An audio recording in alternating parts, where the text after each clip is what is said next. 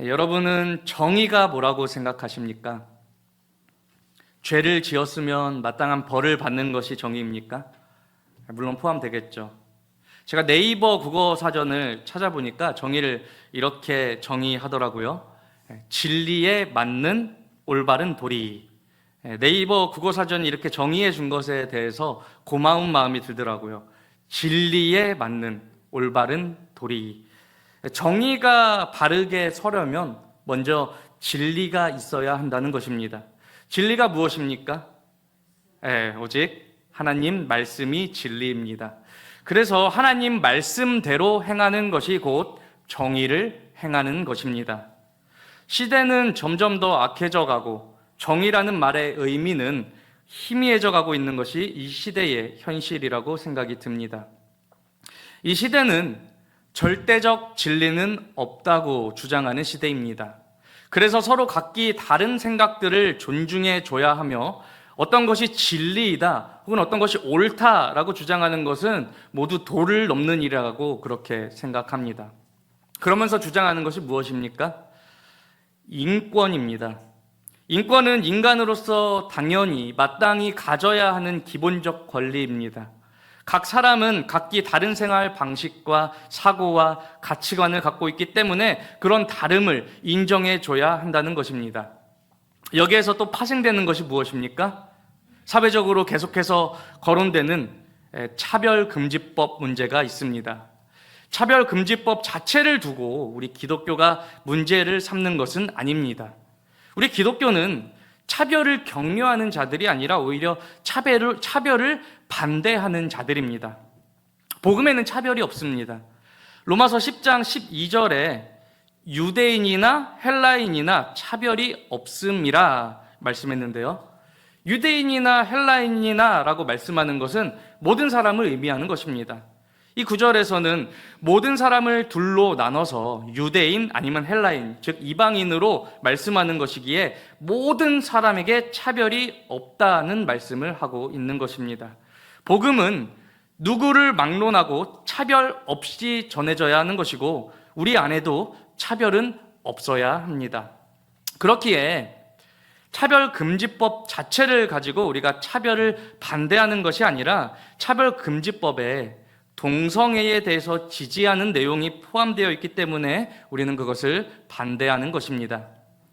그렇다고 해서 우리가 동성애자들에 대해서 차별하자는 의미는 또한 아닙니다. 동성애자들에게도 분명 복음이 필요하고 그들에게도 복음은 열려 있습니다. 정말 문제가 무엇인가 하면요, 차별금지법이 동성애를 죄라고 말할 수 없게끔 한다는 것입니다. 차별금지법 안에서 만약 동성애가 죄라고 말하는 사람이 있다면 그것은 동성애자들에 대한 혐오 발언이라고 하며 법적으로 문제가 생길 수 있게 되는 것이죠. 물론 동성애만 죄는 아닙니다. 또한 동성애는 더 큰 죄고 우리가 일상에서 범하는 죄는 작은 죄고 그런 것도 아닙니다. 물론 우리 사회에서는 죄에도 등급이 있죠.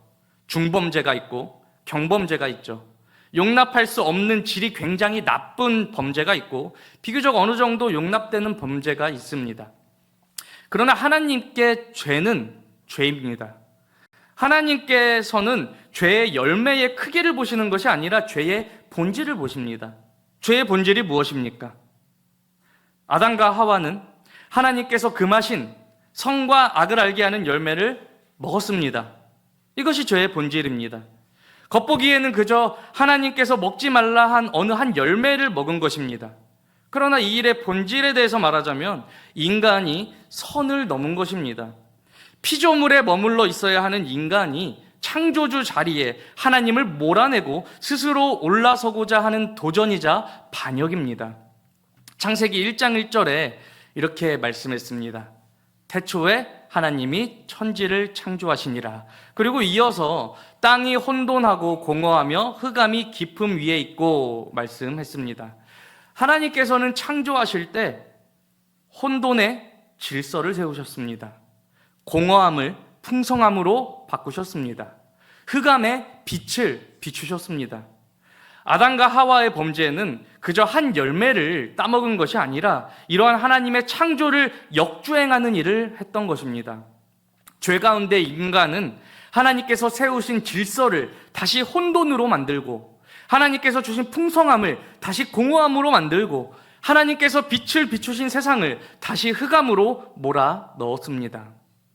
그래서 우리는 하나님께서 세우신 창조 질서대로 살기를 기뻐하기보다 내 마음에 끌리는 대로 무질서하게 살고자 하는 것입니다. 그래서 우리는 하나님께서 말씀하신 대로 살기를 기뻐하기보다 자기 소견에 옳은 대로 살고자 하는 것입니다. 그래서 빛 가운데 자신을 드러내고 자신을 정직하게 돌아보기보다 자신의 어두운 욕망이 투영된 형상으로 자신을 포장하고자 하는 것입니다. 이를 풍상교육에서 이야기하는 것처럼 한 문장으로 요약하자면 내가 스스로 주인 행세하는 것입니다. 이것이 죄의 본질입니다. 하나님께서는 우리 스스로 주인 행세하는 죄의 본질을 보신다는 거예요. 어떤 죄는 더 큰지 더 작은지 하나님께서는 그런 거 보시는 것이 아니라는 것이죠. 동성애는 더 큰 죄이고 우리가 일상에서 범하는 죄는 비교적 작은 죄라서 우리가 차별금지법 제정에 대해서 반대하는 것이 아닙니다. 동성애자들이나 우리나 다 같은 죄인들입니다. 스스로 주인 행세하는 그런 죄인들입니다. 누구 죄가 더 크냐고 따지는 것은 아무런 의미가 없을 수도 있습니다. 그러나 차별금지법 제정을 반대하는 이유는 죄를 죄라고 말하지 못하게 하기 때문에 우리는 그것을 반대하는 것입니다. 물론 동성애도 죄인데 그건 죄가 아니라고, 성적 취향이라고, 인권을 존중해야 한다고 그렇게 차별금지법 조항이 명시하고 있기에 이를 반대하는 것이죠.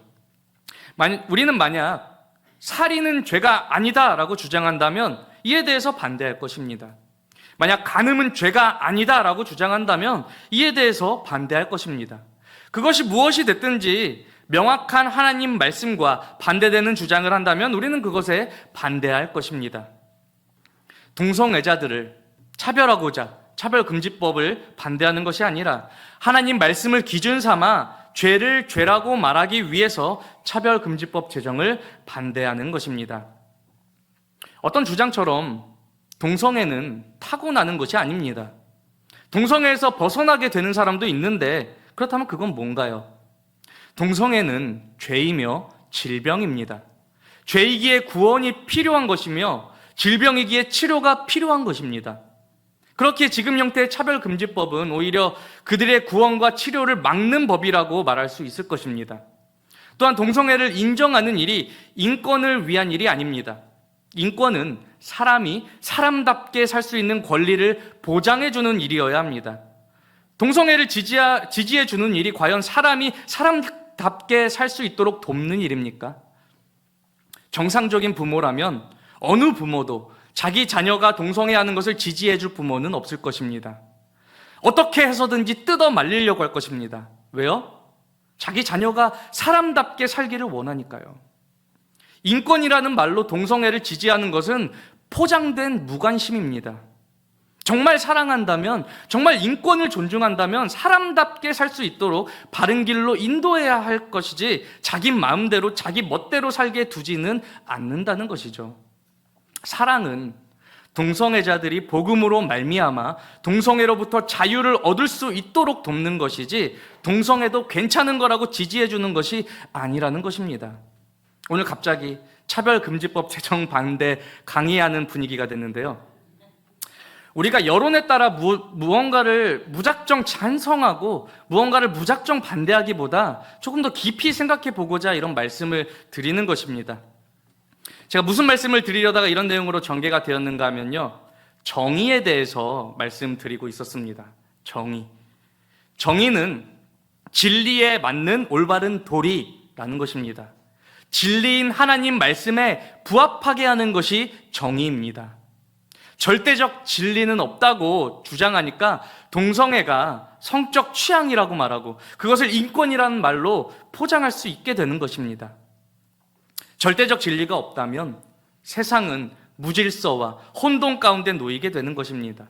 살인과 간음과 도둑질과 거짓 증거 등 그 무엇도 선악간의 기준이 될 수 없게 되기 때문입니다. 오늘 누가복음 23장 본문에서도 정의가 행해지지 않는 일을 우리는 보게 됩니다. 오늘 본문에서 무슨 일이 있습니까? 본디오 빌라도가 등장하죠. 아마 사람 이름 가운데 우리가 예수님 다음으로 가장 먼저 암기되는 이름이 아닐까 싶습니다. 대략 2000년 지난 세월 동안 말이죠. 사도신경에 본디오 빌라도라는 이름이 포함되는 바람에 2000년 동안 가장 많이 욕을 먹는 인물이 되지 않았나 싶습니다. 욕을 하도 먹어서 굉장히 배부를 것 같습니다. 저는 어릴 적 이 본디오 빌라도 관련 이 본문 말씀을 보면서 이런 생각을 했었습니다.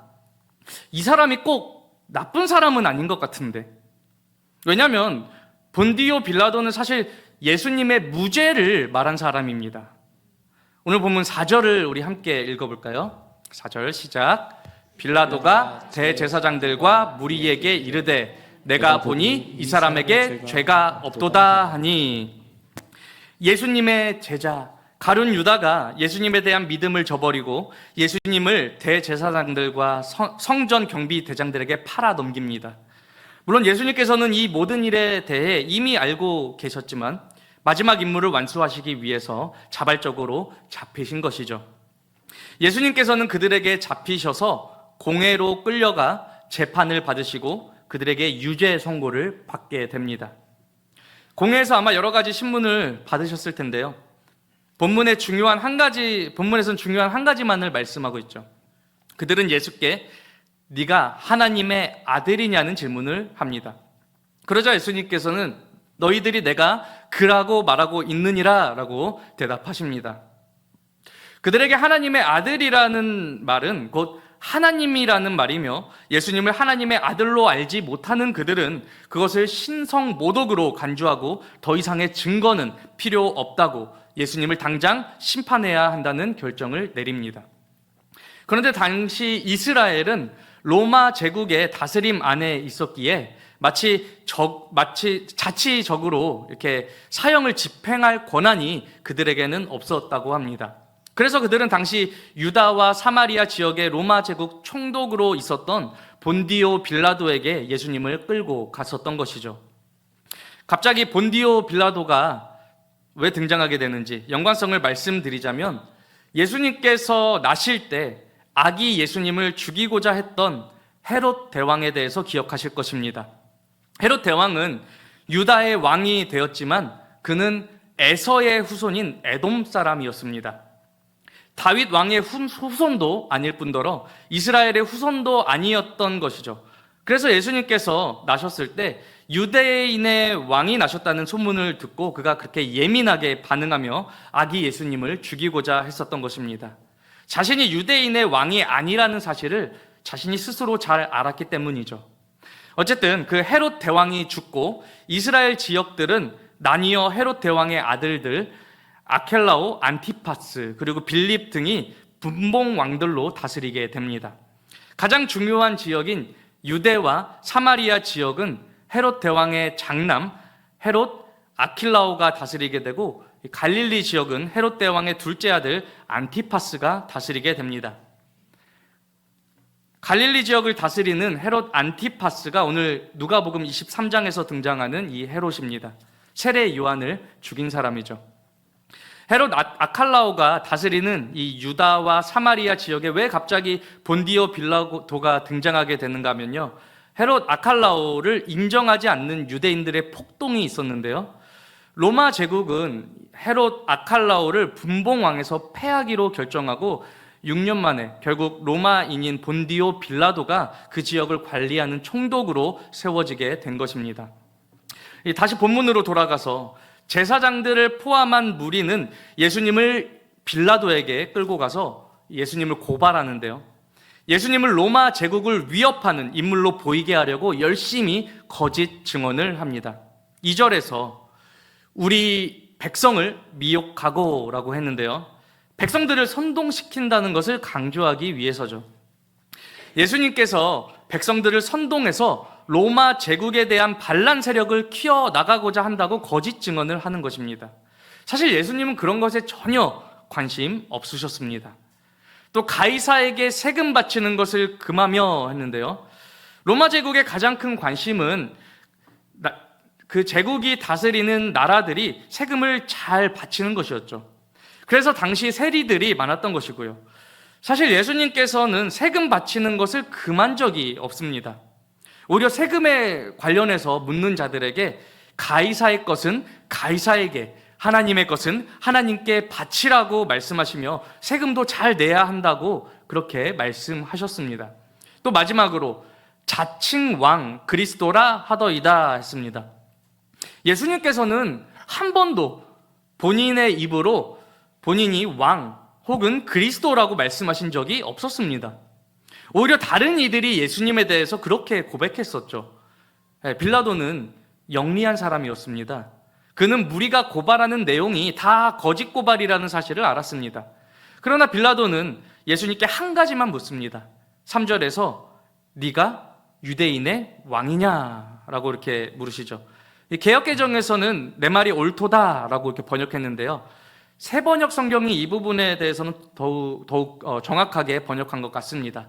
당신이 그렇게 말하고 있소 라고 대답했다고 새번역은 번역했는데요.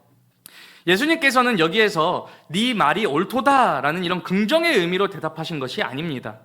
당신이 그렇게 말하고 있다, 이런 식의 대답을 하심으로 본인이 아니라 타인에 의해 그렇게 고백되고 있다는 것을 말씀하신 것입니다. 예수님께서는 언제나 왕을 자처하신 분이 아니셨습니다. 스스로 왕이라고, 스스로 그리스도라고 말씀하시는 분이 아니셨습니다. 하나님 말씀을 전하심으로, 이적과 표적을 나타내심으로 자신이 왕이심을, 자신이 그리스도이심을 사람들로부터 고백받는 분이셨습니다. 진짜 왕은 자신이 왕임을 스스로 말할 필요가 없습니다. 굳이 그렇게 말하지 않아도 많은 사람에게 왕으로 인정받기 때문이죠. 진짜 왕은 그렇습니다. 제가 아는 어떤 분은 사업하시면서 자신을 어떤 교회의 장로라고 소개하는 어떤 분과 거래한 경우가 있었다고 합니다. 그런데 그 경험이 그렇게 좋지 않았다고 합니다. 그래서 그 뒤로는 사업하시면서 본인을 장로라고 소개하는 분은 별로 신뢰하지 않게 됐다고 합니다. 물론 항상 다 그런 건 아니겠지만 애써 신뢰를 주려고 하는 사람은 정작 신뢰할 수 없는 사람인 경우가 많습니다.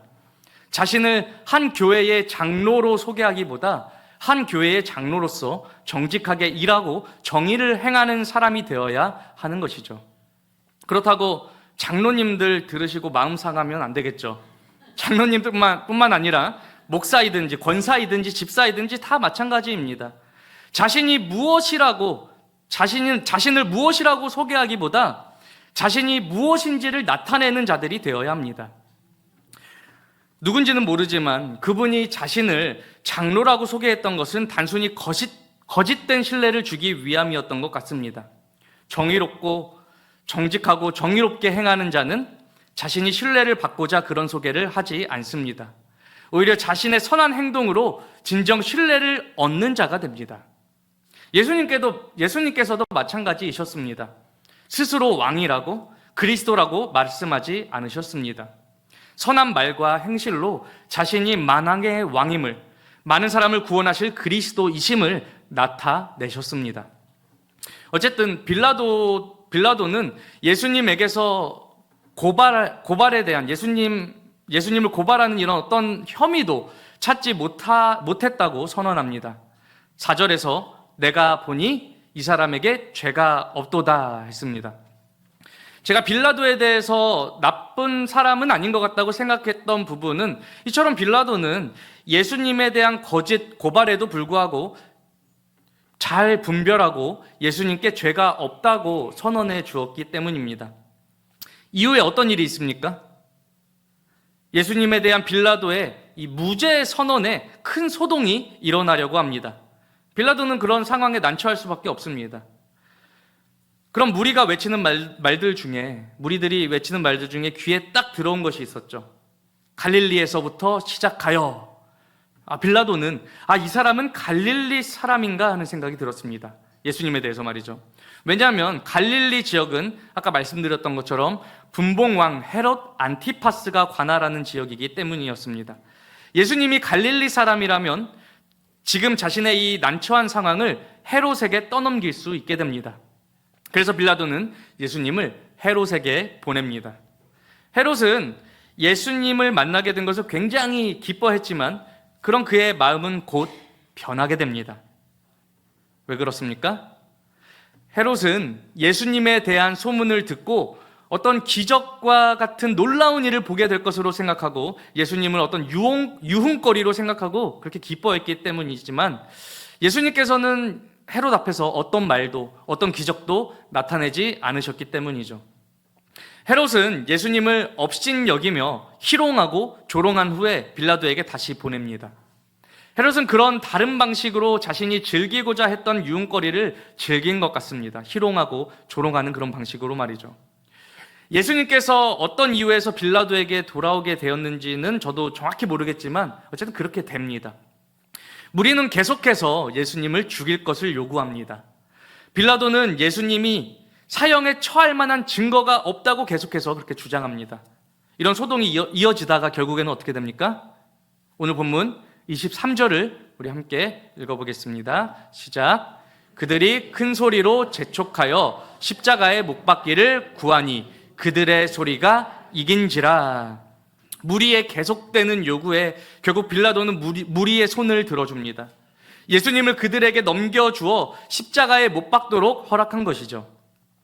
제가 빌라도가 그렇게 나쁜 사람은 아닌 것 같다고 생각했던 이유는 빌라도는 나름 할 만큼 했다고 생각했기 때문입니다.